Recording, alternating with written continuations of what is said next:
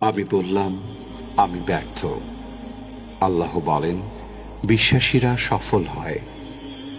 আমি বললাম, আমার জীবনে অনেক কষ্ট।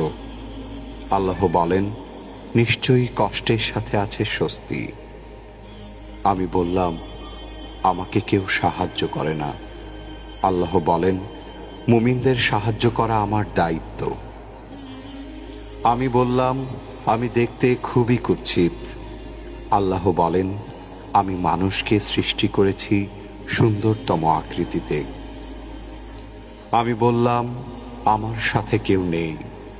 আল্লাহ বলেন, ভয় করো না, আমি মুমিনদের সাথে আছি।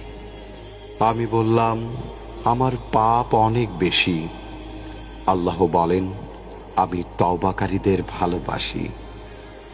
আমি বললাম, আমি সবসময় অসুস্থ থাকি। আল্লাহ বলেন, আমি কোরআনকে রোগের নিরাময় হিসাবে পাঠিয়েছি।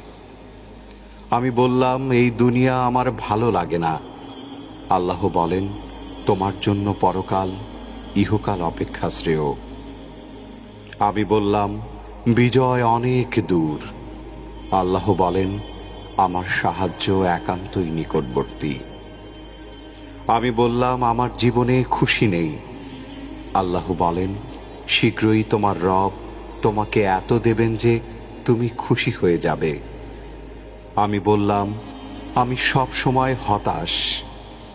আল্লাহ বলেন, আর তোমরা নিরাশ হও না এবং দুঃখ করো না। আমি বললাম, আমার কোনো পরিকল্পনা সফল হচ্ছে না। আল্লাহ বলেন, আল্লাহ সর্বোত্তম পরিকল্পনাকারী। আমি বললাম, আমার কেউ নেই।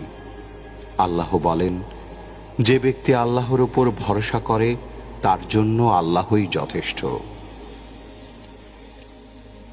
এত নিয়ামতের ভাণ্ডারে থাকার পরেও সন্তুষ্ট চিত্তে আমরা আল্লাহর নিকট শুকরিয়া জ্ঞাপন করি না।